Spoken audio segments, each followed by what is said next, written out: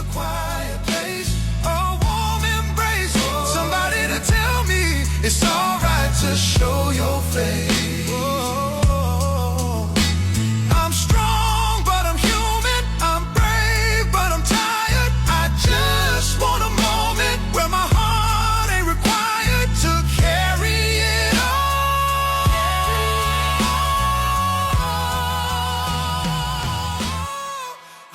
Welcome to the Culture Shot. I got a very, very special guest, man. I was a fan of their organization for years, and he's actually bringing it back, and he's bringing the message to all the black people in the United States and all that. So yeah, man, I'm happy to have my brother Mike Payne, the leader of the original Black Panther Party of today, and all that. So Yes, sir. If I got it correct, my bad. If I didn't. No, you're fine. And you know, a lot of people will, your audience will get on there and they'll ask a lot of questions. And, you know, to break that whole thing down is, of course, you have other formations of Black Panthers and different things going on. And, you know, you have the new party, you have the Liberation Front, you have you have all these other different parties, different groups, stuff like that. We happen to connect our lineage directly back to Dr. Huey P. Newton and Bobby Seale through leadership. We also still keep that same ideology. So that's why when it was brought back, it was called the original Black Panther Party. Because if you think about it, in 1966, the Black Panther Party for Self-Defense was called the Black Panther Party for Self-Defense. They were the originals, but they weren't called the original Black Panther Party. But because of all the other parties that come out with all the different ideologies and all these other things, and sometimes they don't even connect back to Oakland or anything like that, you know, it's to where we had to let everybody know where we're coming from, and through leadership, where we come from. You know, we have to let everybody know how we connect, how we're, through bloodline, through lineage, all that. We had to put that out there so that everybody could understand where we're coming from. And that, you know, King Rick, he did bodyguard work for Elmer Geronimo Pratt. He also did work right directly under Michael McGee Sr., who submitted his paperwork to Dr. Huey P. Newton and Bobby Seale. And that's our whole lineage really right there. And when King Rick retired and I took over, I submitted my paperwork to him. So that's how that goes, you know. And a lot of people, you know, look at us and say, "Well, I know you too young. How are you an original?" You know, it's like, come on, man. What are we talking about? You know. So, yeah. Right. So what's the difference between the new Black Panther Party and the original Black Panther Party? Like, it's really a lot with the ideology. You know, that's basically it. We all have the same common goal. They historically come out of Dallas, Texas, from Aaron Michaels and Khalid Muhammad, you know, who was with the Nation of Islam for a while. So that's really just the difference in, you know, where you'll hear different talking points and things of that nature. But we have the same goal. Of course, there was some things going on with the logo and the look, you know, because the ideology changed, but they kept the look of the Black Panther Party for Self-Defense. So what we did when we came around, we changed our look, we changed our logo just out of respect for what the members did from the Black Panther Party for Self-Defense and just what they created, you know. So we wanted to make sure that we, you know, changed a few things around, but we did keep the ideology. Okay. That's dope, man. Because like you brought up how you are taking strictly from the handbook of Huey Newton. Like, what's something that Huey Newton stand for back in the day or whatever that black men need to learn today? Well, a lot of it's still the same. I mean, even with we can go from, you know, Malcolm X, you know, Dr. Huey P. Newton, all that type of stuff. There's so many things that we would say are still valid. I mean, the 10-point program is still valid. We had to update it, of course, for today's times with certain things, but some things are still happening. The police brutality is still happening. The justice system, fighting against inequality and against racism and all those things. All those things are still in existence. All the things he talked about then are still happening. Now, there are other things that he couldn't predict, and that's why. One thing that, and I'm sure we'll get into that later on throughout this interview, but what was going on with ICE and all these different things like that, there's certain things that they couldn't predict. and we have some people out here who are leaders that aren't being forward leaders. They're not forward thinkers. They're sitting here thinking, well, Huey P. Newton and Chairman Fred Hampton said, the Rainbow Coalition, this, that, and the third. Sure. But you can't put everything that's going on today in the same pocket that was from way back then. You know what I mean? Right. Because it really wouldn't make sense to. And just certain things that we decide to jump into, and fights that we decide to fight, people we decide to align with, they wouldn't know what that community had become today. That it would take our spot as minorities, and that's not who we're not the minorities that politicians typically are even talking about anymore today.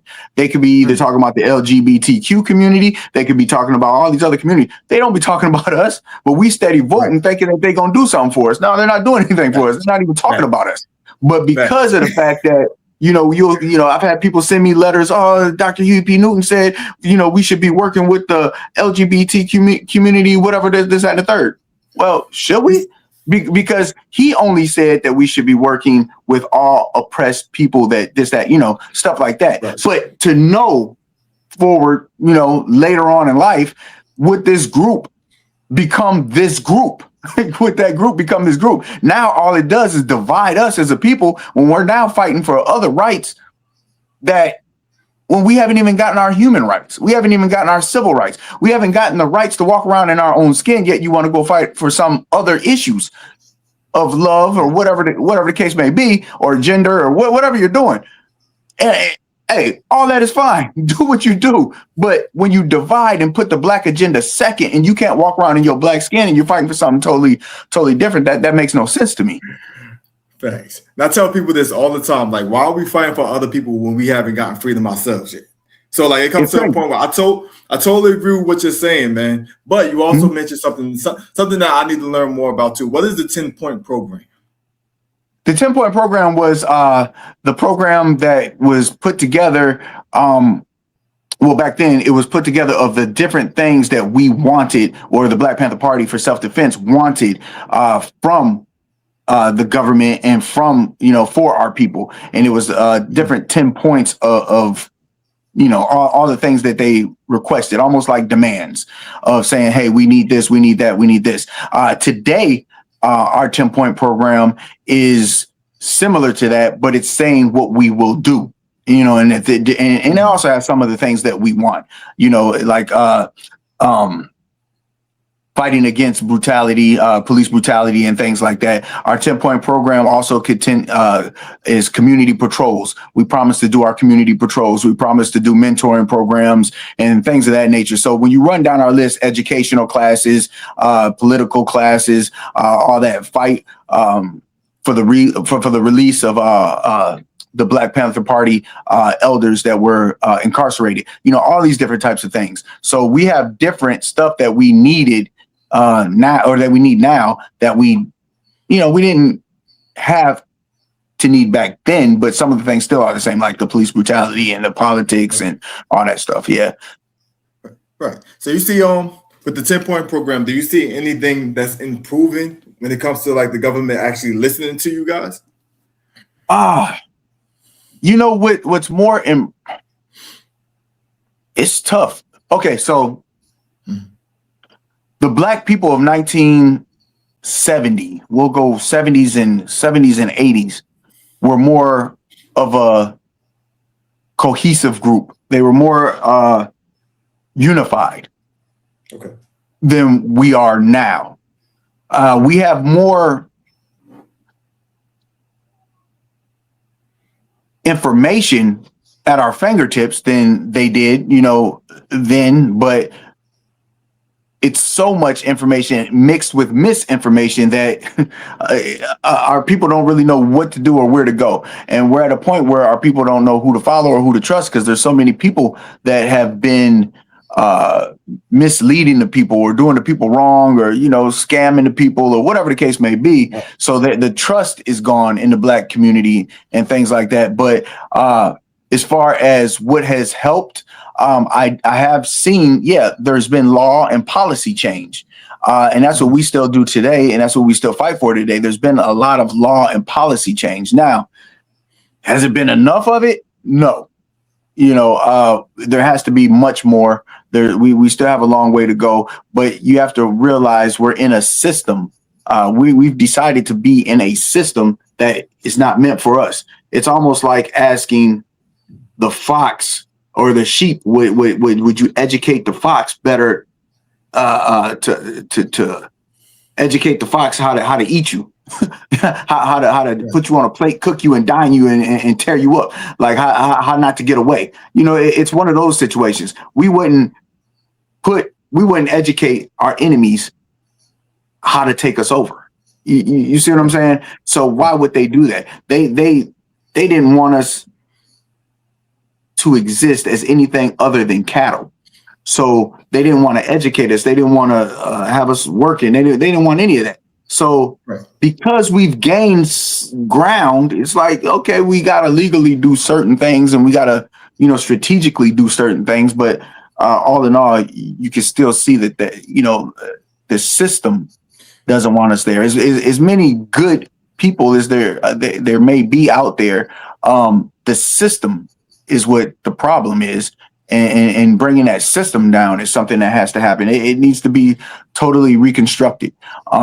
But yeah, here in America, it's tough because we're dealing with everything from education on up to political, on up to the penal system. The whole thing is messed up, and it's a big round trap that just it's not made for us, and the politics aren't made for us either. I know we seem to want to wish and hope that we vote this way, vote that way. Hey, I'm not against voting. I don't think there's a party. Of course, besides the Black Panther Party, but I don't think there's a party that we should be subscribed to. I think we should go for whatever suits us as a whole the best. If the Republican Party has great plans for the Black community, okay, vote for that plan. If the Democratic Party has those plans that are going to enhance the Black community and help our people, then there we go. Whoever it is. But we can't continue to just give away those votes and just go with whoever, whatever celebrity that's half off their half out their mind and just want to say whatever for whatever, personal purpose they have going on or whatever.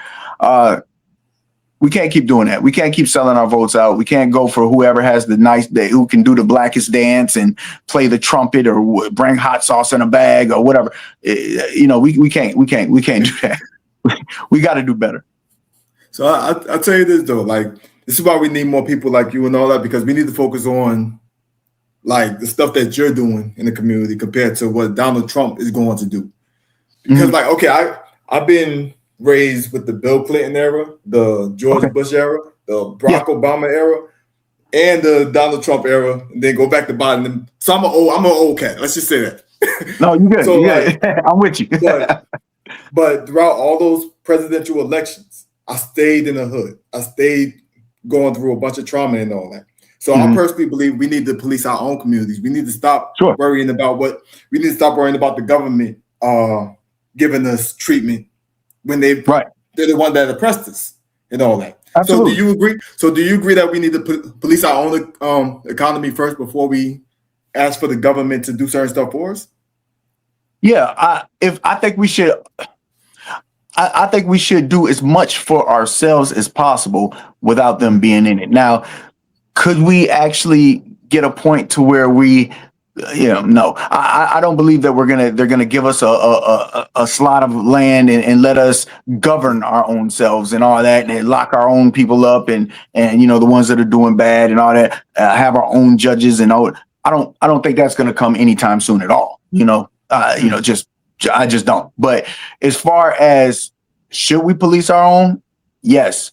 But our people would have to also be in a mindset to respect that policing as well, or we would be at war with our own people, some of them, you know what I mean? Because all skin folk ain't kin folk. We know that. We know there's some out there that's just going to want to do what they're going to want to do. They're going to want to poison the community. They're going to want to keep making the money, and that's what matters to them. When we're looking at the future and what our kids can go through and who they're going to marry and who they're going to be with and play with and all that, we're looking at a whole different ball game.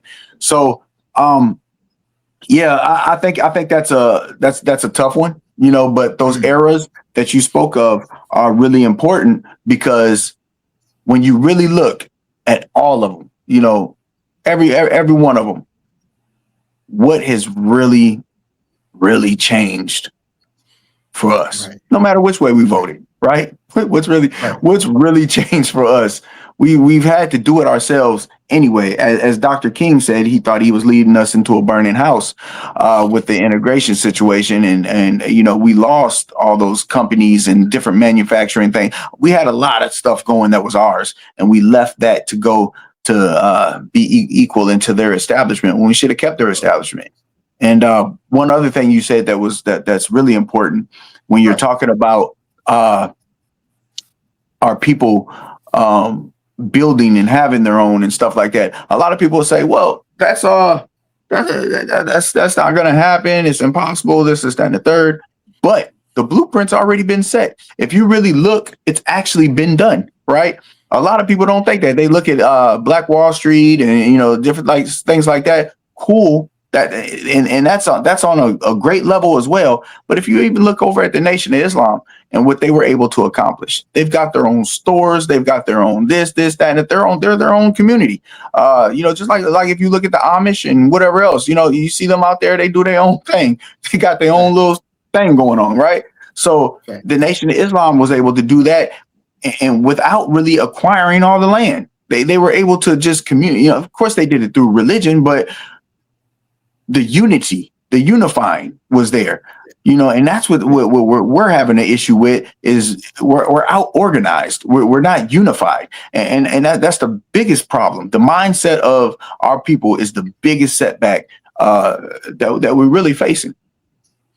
So I have a crazy question because I get pissed off when people talk, not you whatever, but people talk about Black Wall Street all the time. Like Mhm. what happened in 1921 in Tulsa, Oklahoma and all that. But I studied when Hiroshima got nuked, like they got Mhm. destroyed. Within Sure. 10 years, they build themselves back up. So Mhm. why as black people, when we get destroyed one time, instead of building ourselves back up, we complain about it for 100 plus years? Mm. Well, I have to give us more credit, right? I got to give us Okay. more credit because if we look at Hiroshima and we look at them being bombed, they also were given certain resources to build themselves back up, right? Okay. If we look at the different immigrants that were oppressed and different even prisoners of war that were given reparations and different things like that, which we weren't given. But also, aside from that, if we look at our people and how we've overcome being cattle and we've overcome the what's been voted as the worst atrocity that's happened to a human being in the world, chattel slavery. If we look at that and over the fact that we've overcome that, we've overcome Jim Crow, we've overcome the black codes, we've overcome redlining, we've overcome Tulsa, we've overcome. So we complain about it the whole way through. Sure, yeah, Yeah. absolutely, we Yeah. complain about it, but we've overcome and we keep surviving. We keep rebuilding. Now we haven't been able to build another Tulsa, and like I said, I think that's just all because we're not as unified anymore, and we've actually succumbed to the point of where we don't trust each other. You can't. It's very hard to get 20 or even 10 black people, even five. You get five black people to put their money together on a basis where we want to argue about who gonna keep the money, who got the it's so much. You know what I mean? It's like Right. Right. they really did a job on us to the point where it's a bit of what's that called? It's a syndrome. Stockholm syndrome. Yes, sir. Stockholm Yeah. syndrome. Thank you. It's a bit of that, because we get stuck in what was known, whether true or false, what was known as the Willie Lynch letter, and that built. Now we're like a puppet without strings. We don't even they don't have to do much. It's a well-oiled machine. They don't have to do a lot. All we got to, and now it's to the point where the mindset of some of our people, we do it ourselves. They're still, doing what they do, but a lot of it, we help out on a whole lot, and a lot could be better if the mindset would change. But when you look at your so-called oppressor as the bar, and you look at we need to be here, or this is the level of where we want to get to, and you're already losing. You have to realize where you come from, and realize the kingdoms, realize the mathematics and all the things that we created and invented, and where America would even be without black input. So these things have to be looked at, and without them, it's a big problem or a big issue, and we're setting the bar too low. Right. And like you mentioned something about Stockholm syndrome, and I definitely agree, and I do commend Black people for being as strong as they are, going through slavery and oppression and all that, because there was something that was on a different world. There was like a quote that this guy Dwayne said. Mm-hmm. He was saying like there was like they put a bunch of flies or fleas in the jar, and they closed that jar, but the fleas tried to come out. Like they tried to fight their way out, whatever, but it was already closed to a point where like 3 or 4 days later, whatever, the fleas stopped fighting to get out the jar. But as soon as they opened the jar back up, the fleas was too tired to actually get out because they're so used to being stuck. So do you think that's what our problem is? Like we got so used to being oppressed to a point where we praise it now? Yeah, it's sad, but culturally, we gotta talk about our culture too. And with our culture, and before I even go there, with the rebuilding, right? We have to remember the different levels of rebuilding too, because we had the Rosewood afterwards too. We had, of course, we had Colfax. We've had different groups that have built. There was another massacre in Philly as well. So we've tried to rebuild, and I believe all those are afterwards, right? So we've tried to rebuild, and I have to give credit to those individuals and those spots too. There was a lot of race riots, a lot of places burnt down outside of Tulsa, and we have to remember those pieces and those places and those people too. But as far as what was the other thing again? Well, basically, like when we talk about the whole struggling situation, like we praising our oppression. I believe the government actually monetized on our oppression. That's why like they keep us in a state of oppression. So I agree. I'm sorry. I agree, but also what I'm saying is when I say how we do it ourselves, look at our culture, and with the music, we glorify so much. Like it's almost strange to go to a black man and say, "Man, you ain't from the streets, you ain't from the hood." They will try their hardest to prove that they had some type of street value, some type of hood value. Nobody wants to say, "Hey, I'm from the suburb. I lived in a gated community. I didn't go through none of that." You know what I mean? Right. That's almost, you're now lame. You're looked at as a weirdo almost out there in the culture. When you were raised in what could be considered in a good upbringing or a proper way, or you had both parents in the house. If you ever watched battle rap, that when you didn't have both your parents, that's like, you have both your parents. That's an insult. Right. And Clarence lives at home with both parents. And Clarence's parents have a real good marriage. Touche. You know what I mean? Why is that an insult? You didn't have both your parents. Ooh, that's an insult? Come on. That's where we're at. That's what we're looking at. That is hilarious. That's actually hilarious because I got made fun of for having a father at one point, to a point where I had to prove that my father was a nobody. Like this is exactly what happened when I was like because I used to go to Eastside High. I don't know if you know anything about Eastside High, Patterson, New Jersey, the Lean on Me movie and all that. Yeah, absolutely. Love the song. Yeah. So my father came to the school one time, whatever, to pick me up. And then my friends was legit saying, "Oh, you got a dad? That's crazy!" Like they started making fun of me. I'm like, "Nah. He ain't really there." I was legit trying to like fit into a point where I was telling him that he was a piece of sh. Like it's peer pressure. So like I definitely feel you, because I was one of the people that actually got tricked into that whole society thing. So like what? So what will make us change that narrative? Would it be people like you more in the community, or like do we have to do something within ourselves?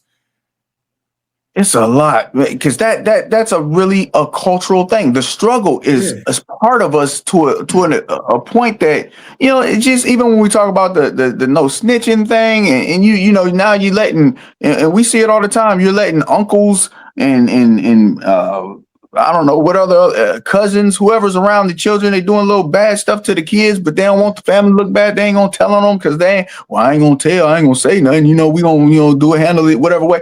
Look, man, there's certain things, you know, and people even need to understand what that's even about, as far as the snitching, the ratting, and what the difference is. And that's for people involved in that life. If you're a tax-paying citizen, you go to work, you take your butt to work every day, and you come home and pay rent, mortgage, or whatever else. Look, you need to be just being a good law-abiding citizen, doing your thing. You know what I mean? Fight to change stuff for the black folks. But other than that, you know, that don't involve you. That's not even a part of you. But we want to always be so a part of that. You know, it's just like when you always see the kids come. If you stayed in the hood, you see kids come all the way from the suburb, hang out in the hood. Like, what y'all doing here? Why y'all here? You know, y'all here to enjoy the fun, go back to wherever you came from, you know, whatever. But a lot of that is ingrained in our culture. And we have to have more people, you know, you spreading the word like you do. You know, we do the same thing. Go into communities, mentor, talk to the kids, let them know that it's okay to be smart. It's okay. You know, kids used to get teased for being smart. Like, that's crazy. Like, how you getting teased for being smart? Like, I tell people I don't drink. Right. You know what I'm saying? Like, I you don't drink? No, I don't put poison in my body. No, I don't drink. Right. No. Well, you don't smoke? Oh, you a square.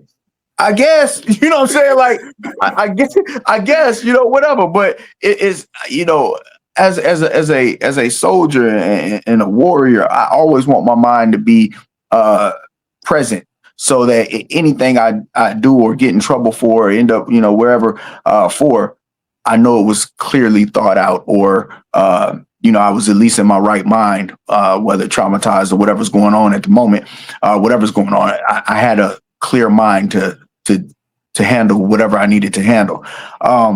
So I just don't like to be off my square, you know. But regardless of what, it's crazy of the outlook that people would sit there and think that, you know, just ask somebody where they from, you know, or anything like that. It's always got to have a name. Like here, you know, if you from Norfolk, you know, it's got to be, you know, Naughty by Norfolk, or, you know, Pistol City for Portsmouth. You know, it's got to be, you know, Bad News for, you know, Newport News. It can never be nothing like, you know, I'm from the Sunny Valley and I'm cool with that. You know what I'm saying? Like, it's never that situation. It's always got to be to where we're from, or I don't know, we're culturally presenting something tough and something whatever type of way. We have to not be scared to be who we really are. Even when you go to, I don't know if you ever, I was in the military, but I remember people used to come to the military and, you know, you ask, you know, where you from? They name all the crazy stuff. Oh, I was on the block doing this, that, and third. Then you start meeting people, you know what I'm saying, that's from the spot. Man, don't nobody know you. You ain't been out there. You ain't did none of that, you know, and you start finding out. Just like one example, we had a guy come in and he said he was from Chicago. We asked, you know, what part? You know, he said the Greens, and I'm like, Greens?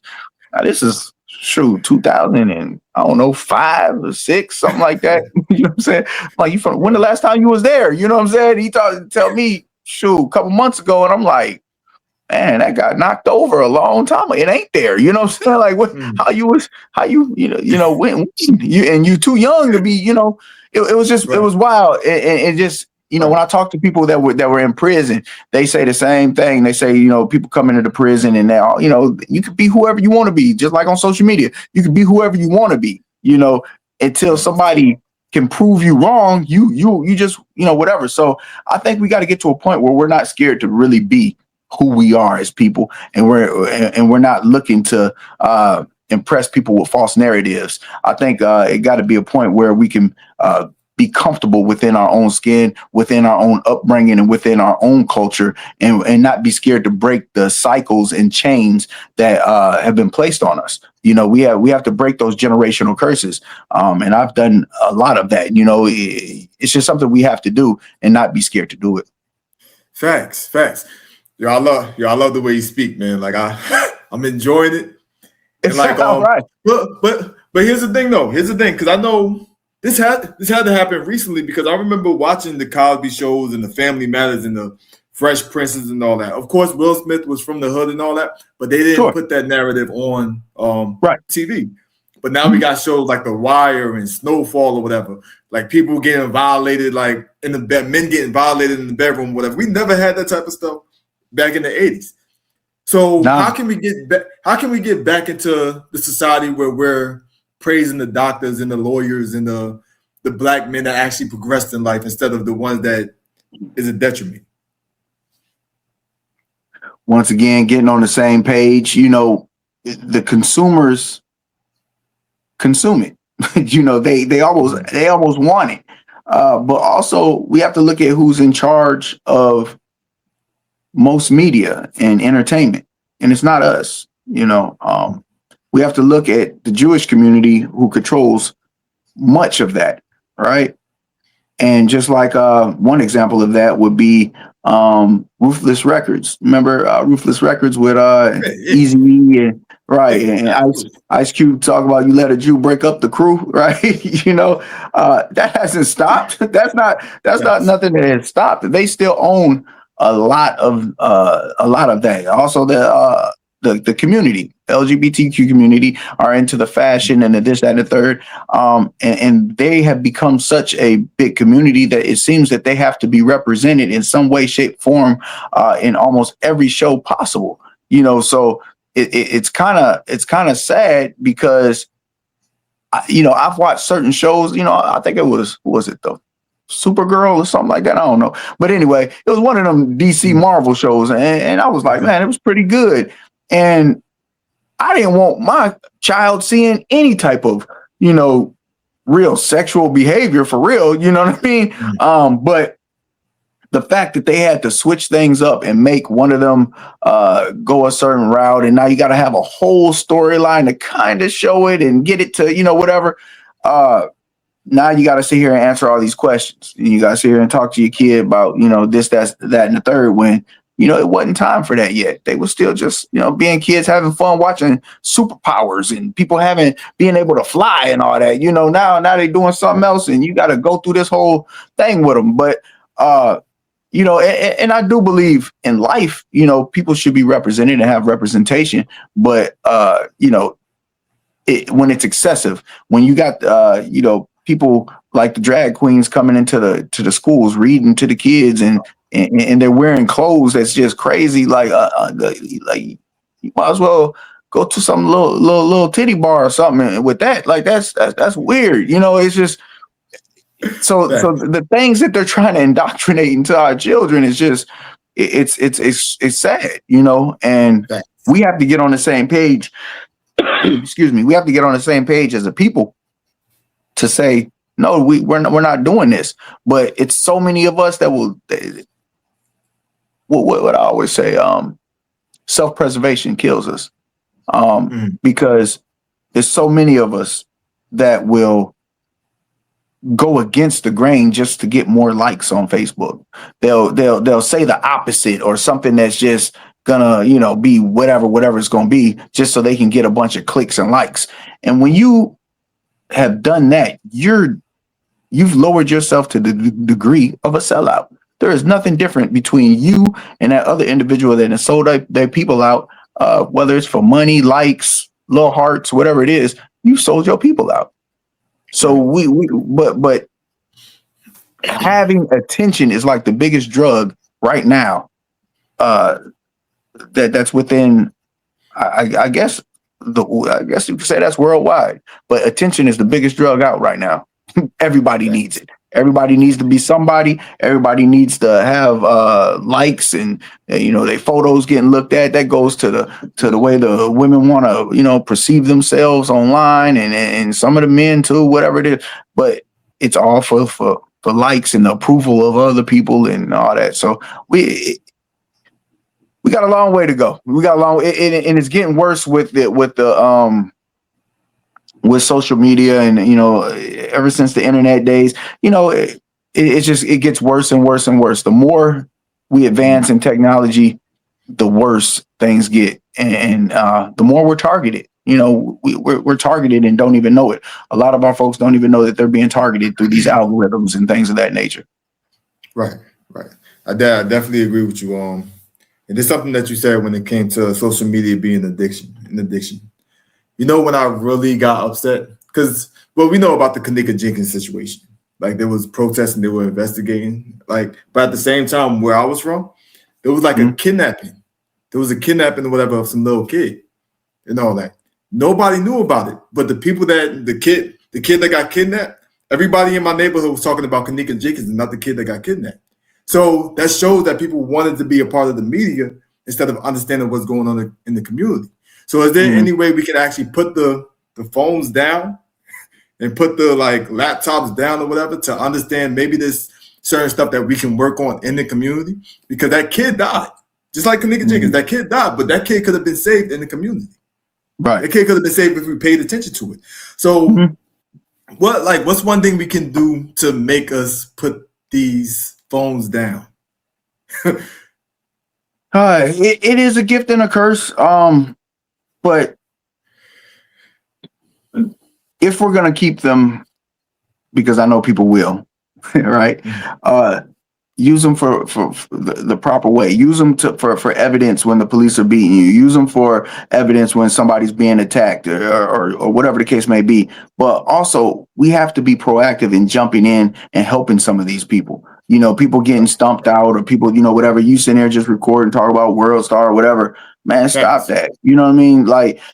We have to grow up, to a point where it takes a certain maturity level to say, okay, why would we want to see our people out here doing this to each other? Why our brothers sitting around letting some women just fight and they just tearing each other apart, and you over here enjoying it, enjoying their skirt flying up or whatever you doing? That's the, you see what I'm saying? It's all the mindset and it's the mentality of our people, not all of them, but just the ones we see, the ones. So, yeah, we could break it all the way down. I mean, we could start with the nigga mentality, I guess you could call it. You know what I'm saying? And even calling yourself, starting with a derogatory term. Let's just start there. Our people will make every excuse of why we should still consistently use that word. They will go all the way back to Africa and find words that are similar and say, well, we used to, use this word and that word and call ourselves niggas and niggas and break these syllables. You know what that is. Stop doing it. Just stop doing it. Why is it so important that you gotta and then our females gotta identify as bitches and things like that? You see what I'm saying? When you start at such a low level of what the enslavers called you, or what a female dog really is, and this is what you decide to identify as. It's a problem, and that's a problem within our own our race, is that we've had our identity stripped, so we're constantly searching for one. We've had our identity stripped, so we're just looking, and that's why we join so many different groups, and we can't never get on the same page, is because we don't always know who we are. And so we almost have to start at ground zero, start from the beginning, understand who we are, and not be scared to look in the mirror and say, this is who I am as a man and who I am as a woman. We have to look at things like the ones coming up under us or our children and say, I asked a lot of our men, are you the type of man you would want your daughter to come home with? Facts. And if you're not, you need to make some drastic changes. Same thing with the women. You know what I'm saying? Are you the type of woman you would want your son coming home with? You want your son's woman doing all this, and or you want your daughter out there doing all that? Whatever you out there doing, you want her conducting herself like that? Usually not. So when you look at these different things, they have to be changed, and we have to change our culture, our mindset. While we're out partying and having fun and doing cookouts and making up new damn dance moves and all that, them folks is out there training to kill us. People think there's no war going on. They hopping out of U-Haul trucks piled up. I done seen some of their training camps and all that. They out there punching each other with socks on their hand, cutting each other up. Right? No type of skill level with it. They just out there getting it. They getting used to it. You know what I'm saying? But we out here making dances and having a good old time, not thinking nothing gonna go on. They trying to take the weapons away. What are you gonna do? As far as even learning how to feed yourself, learning how to start fires, we're not prepared. We need to prepare better. Now we prepare, but we all as a whole need to prepare. You need to know how to start trapping little animals and catching fish and doing different things. You need to learn how to rough it. You need to learn how to start them fires. These are things we have to know if we're really going to be in any type of preparation for a possible government meltdown, retaliation, whatever's going to happen.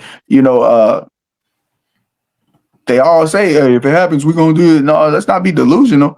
You know how many people say, once I get mad, oh yeah, I know how to throw them hands, I know how to do whatever. Yeah, well, when you get in there with somebody that knows what they're doing, it's totally different. You don't even know how to control your own breathing. You can't control the breath that goes in and out of your lungs, especially if I'm punching and kicking you in your stomach. You can't control that. And if you can't even control your own breathing, I'll be damned if you whooping me, so you see what I'm saying? These things have to be addressed.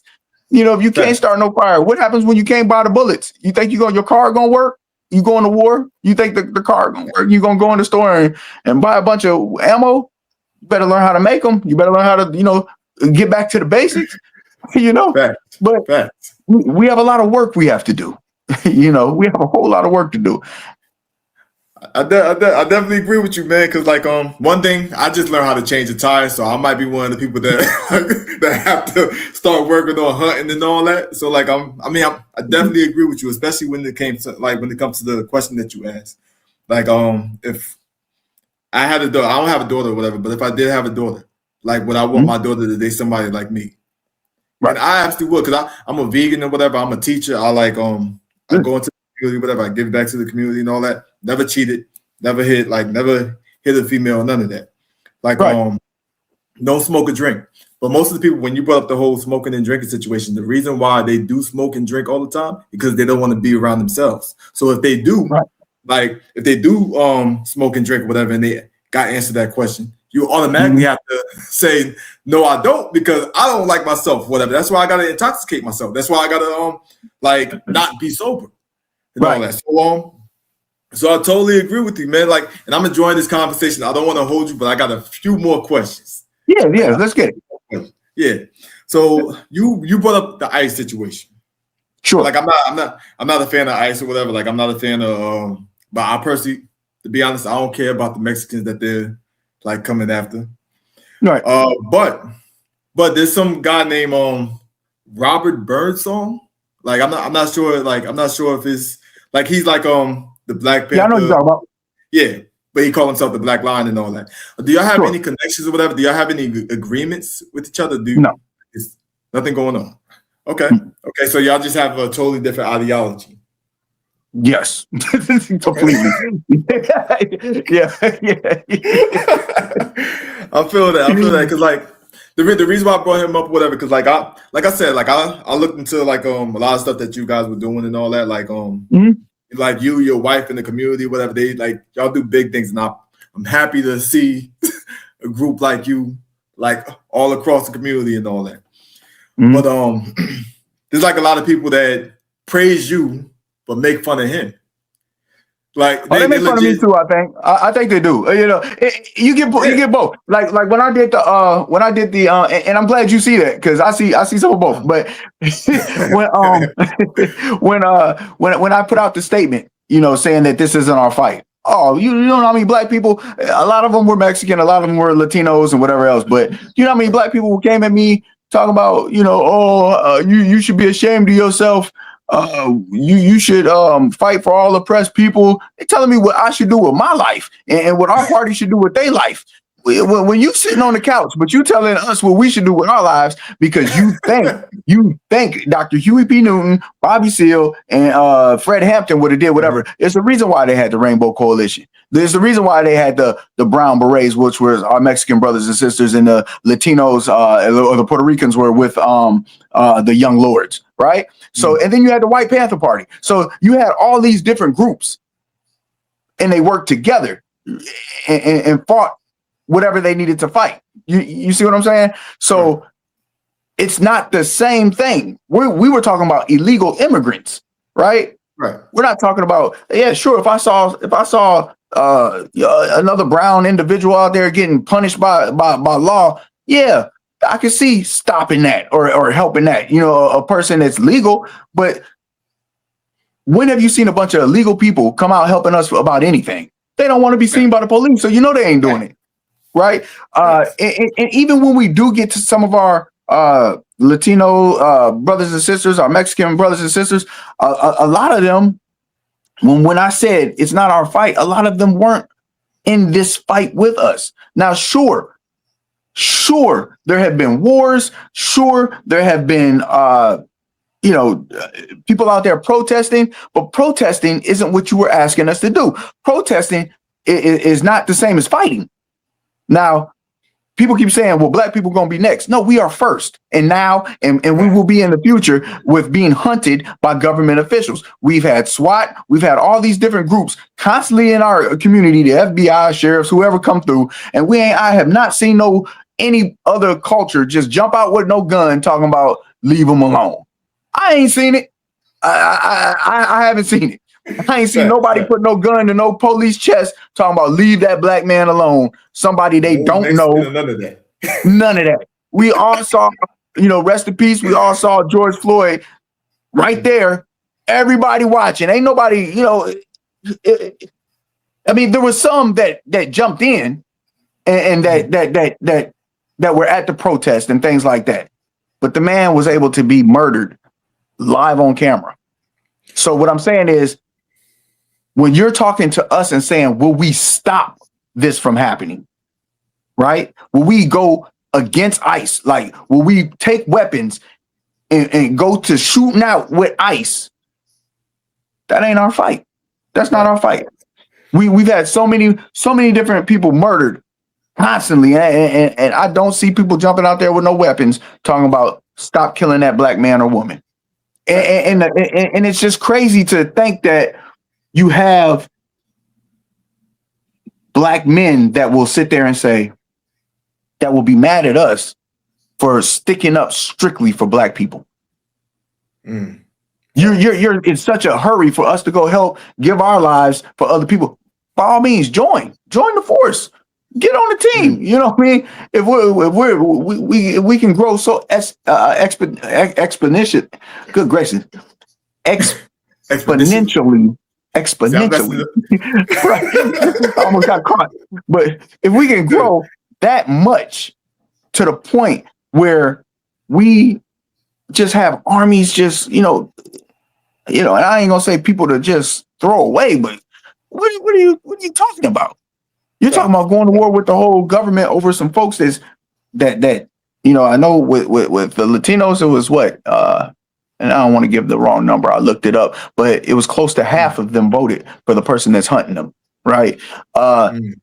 When you look at our stores, which we've had to shut down a few of those, but the people, the Asians, that be beating our people up in the nail salons and hitting them with brooms and mops and whatever, what have you. You see that all the time too. And then you see our people always getting mistreated, kicked out of certain places. It's a whole lot. And I'm not saying that you can't hold the whole community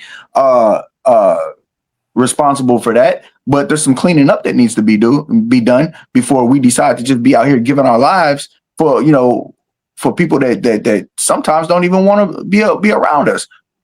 Sometimes you got people who put on their on what is it, the census, and they put on there that they identify as white.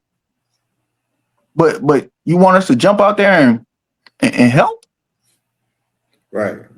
I definitely. It's funny That's because not. Yeah, it don't make sense to me.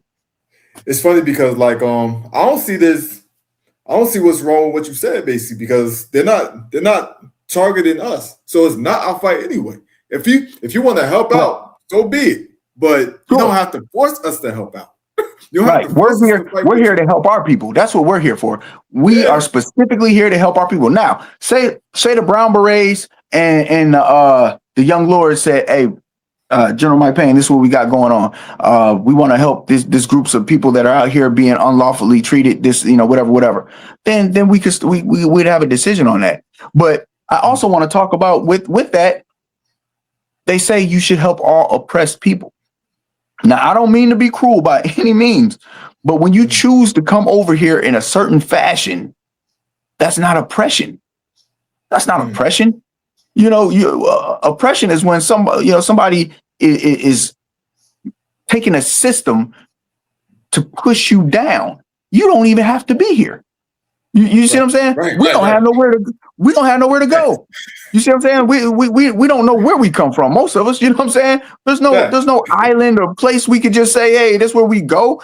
We're oppressed because we're stuck here. You know what I mean? I mean, we can leave, but where do you go? We don't have our native tongue. We don't speak no other language. None of that. Where do you actually go? You as a black individual that's here in America. Now, when you're somebody that's from Mexico or El Salvador or wherever, you have a place to go. If you speak a whole nother language, you have a place to go. It might not be a great place, I don't know, but you have a place to go. We don't have nowhere to go, and even if it was good or bad, we have no clue about it. Can't speak to the people there. Don't know nothing about the food. Nothing. You know what I'm saying? All we know is this. So the oppression is different. It's on a whole different landscape, and I hate when people go through something similar that we go through, and now all of a sudden we're supposed to relate. We're supposed to have some type of kumbaya moment because you're finally seeing what America is like. Well, this is you understand what I'm saying? Like, welcome to America. You know what I mean? This is where you been. Where you been? Because this has been since we got on the soil, and we had our feet and hands shackled with bells on our neck and all that. We've been know what America's like. Welcome to it. So I don't mean to be cruel or rude to anybody, but it's not the same type of thing. You said something that made a lot of sense too, because when you brought up oppression and all that, like we've been brought in shackles or whatever. We've been our bodies been cut up and all that. But these people, whatever that they're targeting now, they ran to get to us, this country and all that. So that makes a lot of sense. That makes a whole lot of sense, whatever. So I appreciate you bringing that up, because I can tell people about that situation and all that. Like, yeah, I don't know, that was pretty dope, man. That's all I wanted to say about that. Yeah, but so like the thing is, like when I brought up the whole situation about like people were praising you and all that, it seemed like your message is more authentic. Like you legit have like a genuine passion for what you're doing, basically. Mm-hmm. And like this is why like a lot of people do respect you, even though you're gonna have like a lot of backlash because of what you believe in. But like a lot of people that study the original Black Panther Party or the Black Panther Party of self-defense and all that, like we look at you as more of an authentic person that we can go to instead of these generic people that's out here. And no disrespect to anybody else that's trying to like build this, but like we look at you as like somebody that's very beneficial and all that. What makes you passionate about helping us in the community? And this may be what people would consider be a more of a corny answer, right? But I feel I was just led to do what I'm doing. It's an assignment, it's my duty. It's what Allah has told me to do. I'm not perfect by any means. I'm very transparent.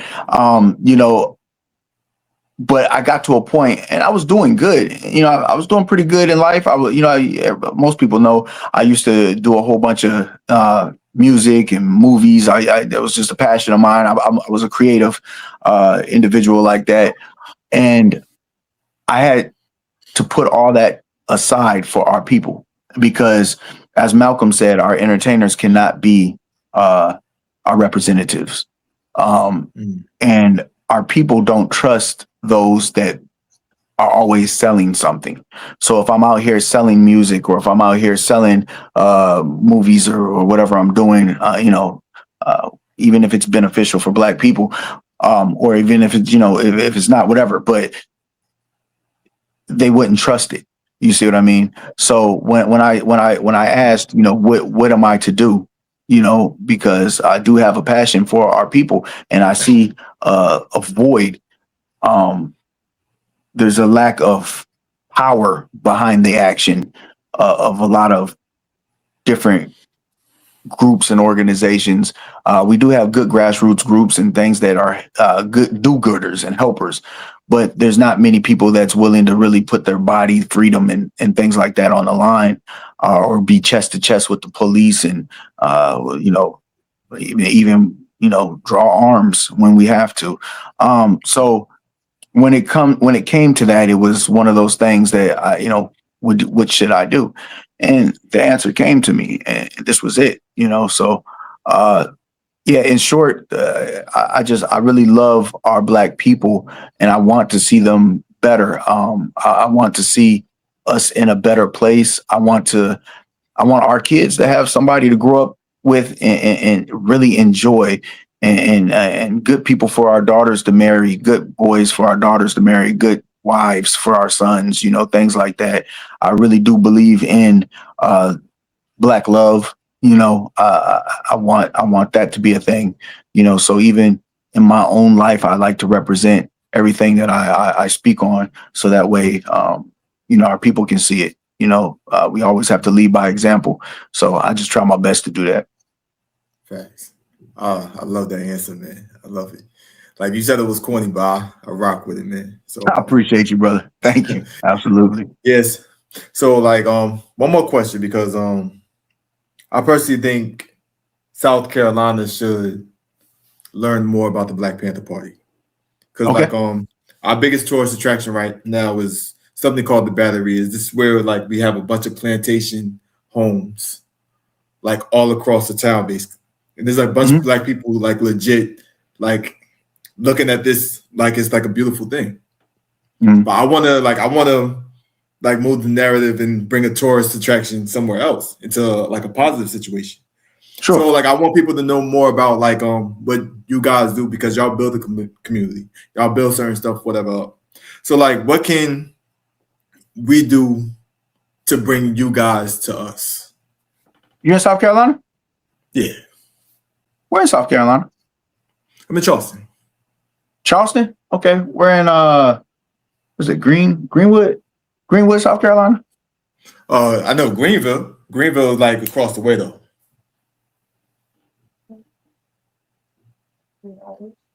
About 3 hours from you. Yeah. So Yeah. basically and even when I was telling my friends, because there's a bunch of people that do want to know more about the Black Panther Party, and there's some people some of my friends actually want to join as well. So I also want that information too, to get to my friends, even get to myself, basically. Sure, absolutely. The biggest thing we can do is become soldiers. I always ask people this, and I ask myself at one point too, who am I to not do my part? However many years, but I look at it as almost like when you go to certain countries, you see there's a mandatory military time. We should have a mandatory time that you serve in the Black Panther Party, because who am I to not do my part to get the generation that's coming up after me to the next level? And then that generation, that person needs to do their part to bring the next generation to the next level. Just as, you had Malcolm do it for us, or Martin do it for us. Dr. Huey P. Newton did it for us. You see what I mean? So when you have that, who am I to say I'm not? I shouldn't do my part. So to become a soldier, I'm gonna tell you straight out. There's no good time to do it. You're always gonna be busy. Somebody always gonna have you working. Somebody always going, your dog gonna die, your car gonna break down, your auntie gonna be sick, the whole 9 yards. Everything, life is still going life. It's gonna happen. But the best thing to do is to take that step, fill out that application. Let's get it started. Let's get to training. Let's put that chapter there. Let's get to going. That's the only way. We don't have it ain't like soldiers gonna fall out of heaven and wherever and just have somebody to do the work. You know what I'm saying? When we say all power to the people, that's because the power is in the people. So when we meet people like yourself or the people you're talking about, those are the people. Those are the people that should be introducing or representing the Black Panther Party. That's who it is. We are them. You know what I mean? I was you. I was the normal guy that whatever. I was that guy. Yeah, I'm no different than anybody else. I just filled out the application. That's it. I filled out the application. King Rick gave me a call. Shoot, I think like two months later or something like that. And I thought he didn't like my application or something, but he gave me the call and I was like, yes, let's go. I'm ready. Let's do it. I put my chapter together and I worked my way up the ranks. He gave me my first mission. That was crazy, but he gave me my first mission, go to DC and stop the Klan. I'm like, I ain't even been to DC before. I don't know nothing about no DC. I said, what they doing? He said, they're making a speech up there. I don't know. How many is it? I don't know, but make sure they don't make it. All right. Hey, look, I'm just starting out, right? I got a 5-shooter, I got a little snub nose revolver. I got about like 10 extra bullets. You know what I mean? A revolver.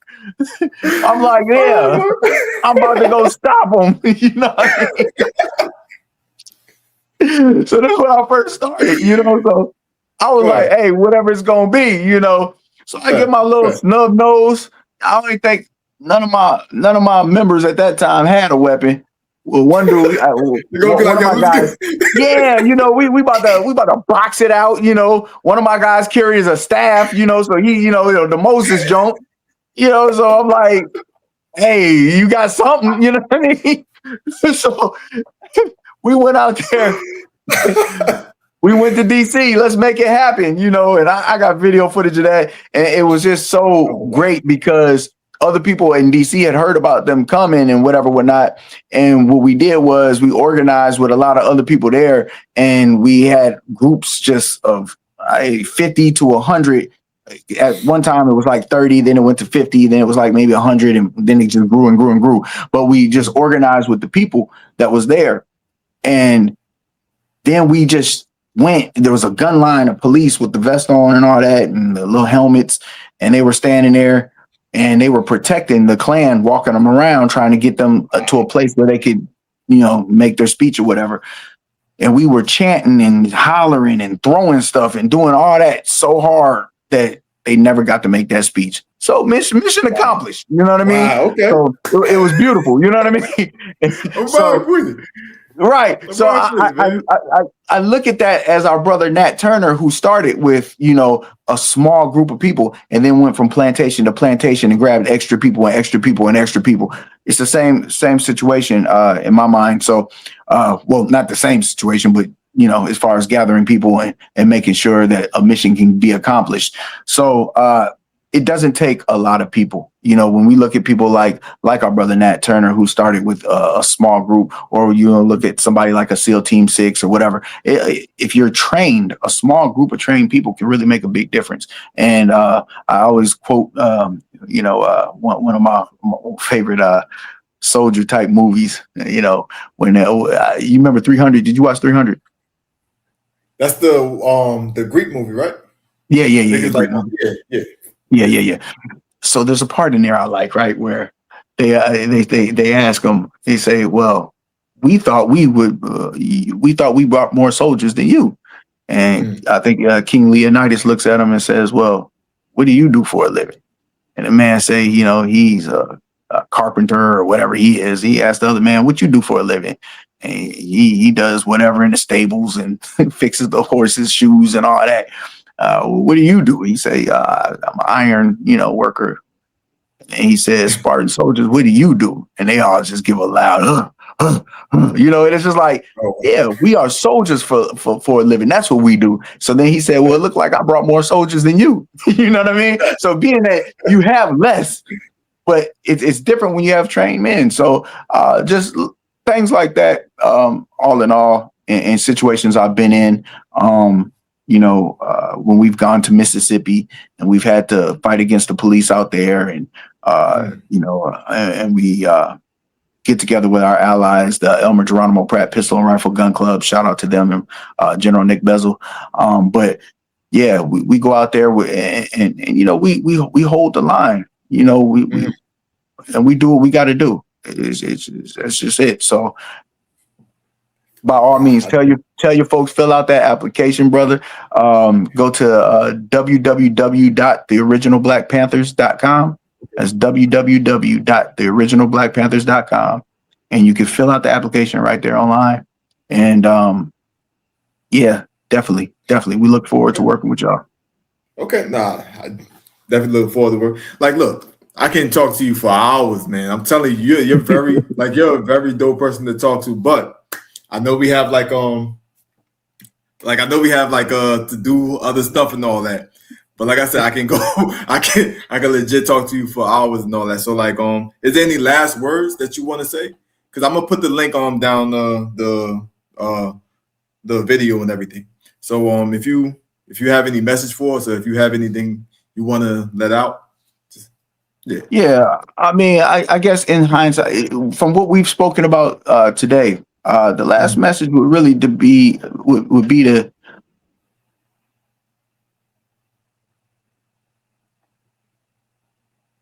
don't be scared to correct the mindset. Don't get stuck in what the so-called Willie Lynch syndrome was, where they said put the young against the old, the man against the woman, the light against the dark. We have to look at all these different things, and we actually see that right now, and that was a way to control your slave thousands of years after you set them free.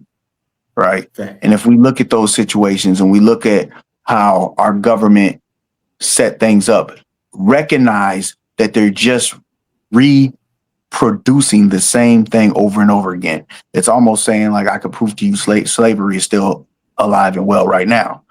Right. So slavery ends, they introduce black codes.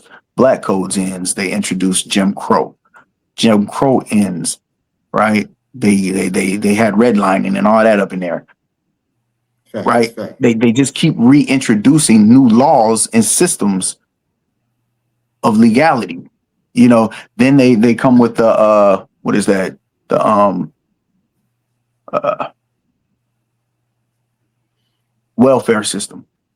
Right. You come with the welfare system and you have where you can't really have the man in the house. They introduce that to where the man has to technically not be there. Right. They even used to have a thing where they would come and search inside the house to see if men's shoes were there, to see that the men weren't there. So the men would leave. Yeah. So they broke up the black household. So they still found a way to divide us. So that made our women now marry the government instead of our men. They replaced our men with the government assistants. So now they're married to the government. You see? So you have to see that these systems, and then you go to the penal system. You go to, what's it at? In Louisiana, the first privatized prison that was built, and they started out selling or making clothes for the enslaved people. But what they did was they took this prison and made it into or they took this slave quarters and made it into a prison, and it turned it into a privatized prison. And if they don't get enough people to fill them beds, they don't get the money. So then they create laws that target black people, so that when you break those laws, you go right back in chains. They're the ones that turned their eye and let the CIA flood drugs through the community. And then they started the DARE program when it got out of the community, started getting to the white kids. They start the DARE community up, right? Or the DARE program up to isolate it, and then they go to the war on drugs. Well, the war is really on you because they impoverished you. They put you in redlining, had you stuck in this little area, and had you impoverished, but then flooded your impoverished section with drugs, and then said we're gonna fight against drugs. No, they're fighting against you, and now you back in prison. So everything they do put you back in prison or in the ground, but we're not seeing it. So the mindset and keeping your eyes open and I guess just being aware, that would be my statement, and to work with the village mentality, not the self-preservation. Work with the village mentality. Don't just don't vote for what's good for you. Don't vote Republican, this, that, and the third, because you're in the military and you're a black man and this is gonna get your check higher, but none of your other people in the military. You know what I'm saying? So we have to just stop thinking about ourselves when we do actions. And everything we do, we should think, is this good for the black community? Is this good for our brothers and sisters? Is this good for the village? But some of us will say, oh, fuck that nigga. You know what I'm saying? No, it's about my bag. It's about this. No. See, when we own that, we don't go nowhere. We become stagnant. We become divided. So, in short, keep the village mentality. Yeah. But see, the thing is, you bring up so much stuff that I want to talk about. Like even the whole situation when it comes to monetizing certain stuff. That's why I was thinking maybe they're oppressing us because they need that money. Maybe they're oppressing us because they want to keep us enslaved to make money out of us, whatever, to build their the corporation higher and all that. So maybe that's listen, man. Like I said, I could talk to you for hours, man. But I appreciate you. I appreciate you for being here, man. Hopefully one day, I'm doing events over here in South Carolina, whatever. If y'all are ever in town, let me know, because I'll do a celebration for you guys. Maybe we could just set something up, and to where we make sure we're there, and whatever. We just get the times and all that right. We come through, and we'll make something happen. You know what I mean? One way, shape, or form. If not, like I said, I got a brother that's real close, out there, General Rage. He's not too far away. But once you put in that application and everything, and you get them folks out there started, you got to worry about me coming up there. We're gonna be up there. We're gonna be ready. You know what I'm saying? Facts. I feel that. Yes, man. Thank you, man. I definitely appreciate you, man. Hey, I appreciate you, and I appreciate your platform. We need more platforms like this. We need more platforms to grow and really be courageous enough to put out this type of content. A lot of people scared to even have me on their program. You know what I'm saying? So they don't know what's going to happen or what I might say. So I guess they don't, whatever. But something like this is beautiful. It's needed. I hope, I hope and I pray that so many people follow your platform and subscribe and all that. Right there, I see the link. Hit the bell, all that stuff. So make sure you, yeah, absolutely. So I appreciate you all day. I'm actually gonna make sure people follow YouTube as well and all that, because people need to listen to your logic and your knowledge and everything. Like I said, I'm a fan. I appreciate that. You're a celebrity in my eyes, man. That's how it's gonna be, V. Hey, I appreciate you all day, brother. We locked in. All right. Yes, sir. All right, peace. All power.